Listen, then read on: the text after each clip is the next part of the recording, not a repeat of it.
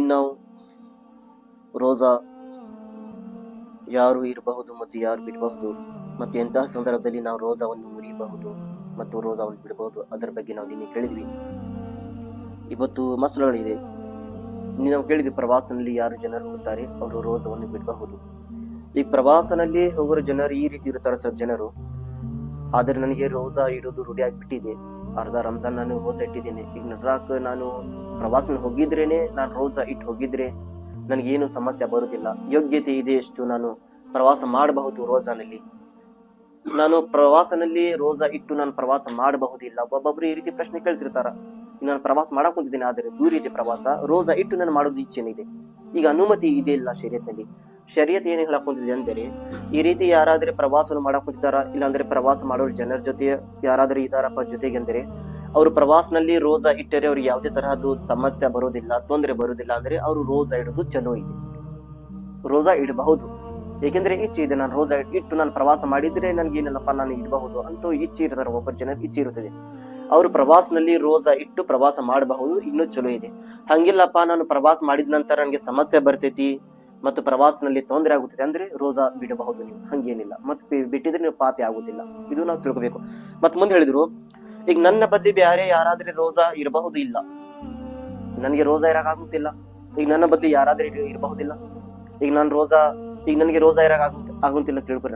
ಈಗ ಉದಾಹರಣೆಗಾಗಿ ಬೇರೆ ಯಾರಂದ್ರೆ ಗೆಳೆಯ ಇದ್ದಾನ, ನನ್ನ ತಮ್ಮ ಇದ್ದಾನ, ನನ್ನ ಅಣ್ಣನ ಬದ್ಲಿ ನಾನು ರೋಜಾ ಇಡ್ತೀನಪ್ಪ, ಈ ರೀತಿ ಬರ್ತಿದ್ದಿಲ್ಲ, ಈ ರೀತಿ ಬರೋದಿಲ್ಲ. ನನ್ನ ಬದ್ಲಿ ಬೇರೆ ಯಾರು ರೋಜಾ ಇಡಾಕ ಬರಂಗಿಲ್ಲ. ನಮ್ಮ ರೋಜಾ ನಾವೇ ಮಾಡ್ಬೇಕು, ಬ್ಯಾರಿಗೆ ನಾವು ಅವಕಾಶ ಕೊಡಕ್ ಬರುದಿಲ್ಲ. ಈ ಶರೀಯತ್ ಹೇಳಕ್ ಹೊಂದಿದ್ದೆ. ಈ ರೀತಿ ಮತ್ತು ಮುಂದೆ ಹೇಳತ್ತಾರೆ, ಈ ರೀತಿ ಮೂತ್ಕರಿದಾರ ಅವರು ರೋಜಾ ಇಟ್ಟರೆ ಕಡಿಮೆ ಶಕ್ತಿವಂತರಾಗ್ತಾರ, ಬರ್ತಾ ಬರ್ತಾ ಇನ್ನೂ ವೀಕ್ ಆಗ್ತಾರ. ರೋಜಾ ಇಡೋದಕ್ಕೆ ಮತ್ತು ಮುಂದೆ ಶಕ್ತಿ ಇರೋದಿಲ್ಲ. ಯಾಕೆಂದ್ರೆ ರೋಜಾ ಇಟ್ಟಿದ ನಂತರ ಅವ್ರ ಒಳಗೆ ಇನ್ನೂ ಶಕ್ತಿ ಬೆಳೆದಿಲ್ಲ, ಇನ್ನೂ ಕಡಿಮೆ ಆಗ್ತಿರ್ತಾರ ಒಬ್ಬೊಬ್ರು ಮುತ್ಕರ. ಯಾಕಂದ್ರೆ ಮುತ್ಕರಾಗಿದ್ದಾರೆ ಮುಂಚೆನೆ. ಈಗ ಇಂತಹ ಮುತ್ಕರು ರೋಜಾ ಇಡಬಹುದಿಲ್ಲ, ಅವರು ರೋಜಾ ಬಿಡಬಹುದು. ರಂಜಾನಿನ ರೋಜಾ ಬಿಡೋದು ಅವರಿಗೆ ಅನುಮತಿ ಇದೆ. ಆದರೆ ಅವರು ರೋಜಾ ಬಿಟ್ಟು ಹಾಗೆ ಮನೆಯಲ್ಲಿ ಇರ್ಬೇಕಂತ ಇದಿಲ್ಲ. ಆ ರೋಜಾ ಬಿಟ್ಟಿರುವ ಬದಲಿ ಅವ್ರು ಫಿದಿಯಾ ಕೊಡಬೇಕು. ಯಾರು ಮುತ್ಕರಾಗಿದ್ದಾರ, ಯಾರಿಂದ ರೋಜಾ ಇಡಾಕ್ ಆಗುತ್ತಿಲ್ಲ, ಇಲ್ಲಪ್ಪ ನನ್ನ ಕಡೆ ಶಕ್ತಿ ಇಲ್ಲ, ಅಷ್ಟು ಯೋಗ್ಯತೆ ಇಲ್ಲ, ಬಿಸಿಲನೇ ಜಾಸ್ತಿ ಇದೆ, ನಾನು ರೋಜಾ ಇಟ್ಟರೆ ಇನ್ನೂ ಕಡಿಮೆ ಶಕ್ತಿ, ನನ್ನ ಕಡಿಮೆ ಬರ್ತಾ ಕಡಿಮೆ ಶಕ್ತಿ ಆಗ್ತೈತಿ, ಕೈ ಕಾಲ್ ನಡತಾವನ, ಕೈ ಕಾಲಿನಲ್ಲಿ ಸರಿಯಾಗಿ ನಿಂದ್ರಾಗ ನನಗೆ ಬರೋದಿಲ್ಲ, ಈ ರೀತಿ ಕಡಿಮೆ ಶಕ್ತಿ ಆಗ್ತಾ ಹೋಗ್ತೈತಿ.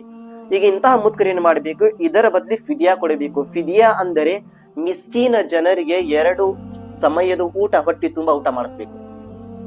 2 ಸಮಯದ. ಯಾರು ರೋಜಾ ಇಡಕೊಂಡ್ರೆ ಮಿಸ್ಕೀನ್, ನಾನು ಶುಕ್ರದಲ್ಲಿ ಹೇಳಿದ್ದೀನಿ, ಮಿಸ್ಕಿನ್ ಯಾರು, ಫಕೀರ್ ಯಾರು.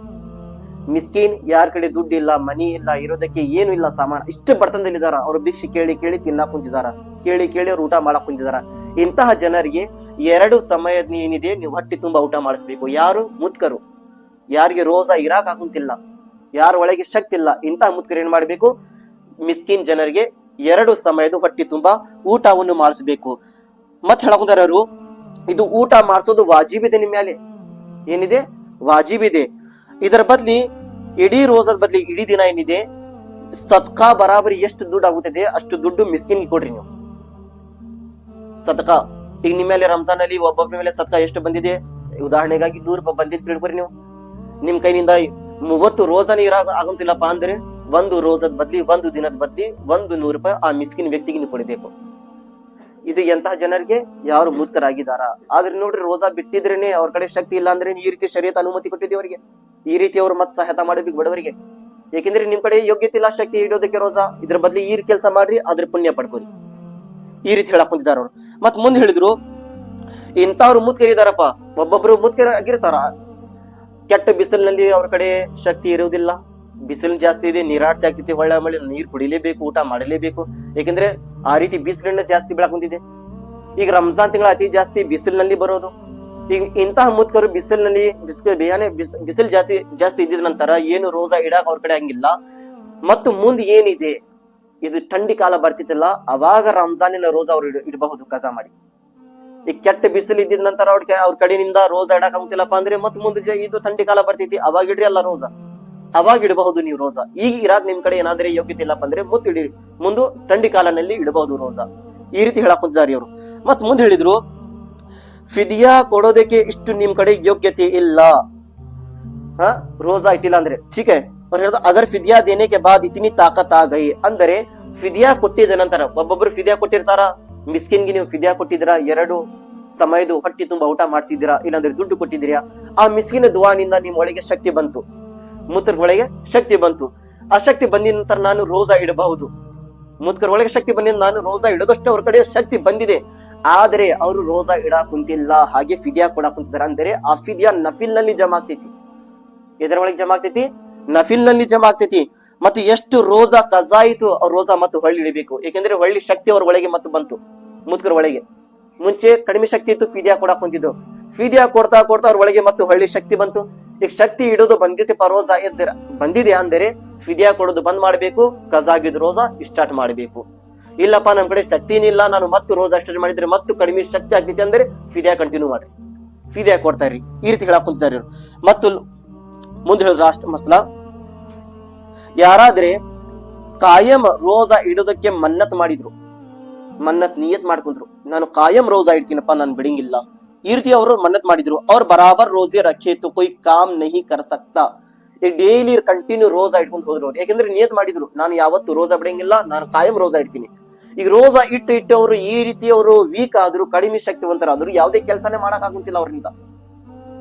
ಡೈಲಿ ರೋಜಾ ಇಟ್ಟಿದಾರ ಅವರು ನಿಯತಿನ ಪ್ರಕಾರ. ಈಗ ಬರ್ತಾ ಬರ್ತಾ ಕಡಿಮೆ ಶಕ್ತಿ ಅವರತಿಲ್ಲ, ಯಾಕಂದ್ರೆ ರೋಜಾ ಇದ್ರು ವೀಕ್ ಆಗಿಬಿಟ್ಟಿದಾರ, ಯಾವುದೇ ಕೆಲಸ ಅವರಿಂದ ಮಾಡಕ್ ಆಗುತ್ತಿಲ್ಲ. ಇಂತಹ ಜನರಿಂದಾರೆ ಸಮಯದಲ್ಲಿ ಅವಕಾತ್ ಹೋತು ಉಸೆ ಬಾಕದ್ರ ಜರೂರತ್ ಇಫ್ತಾರ್ ಕಿ ಇಜಾಜತ್ ಹೈ.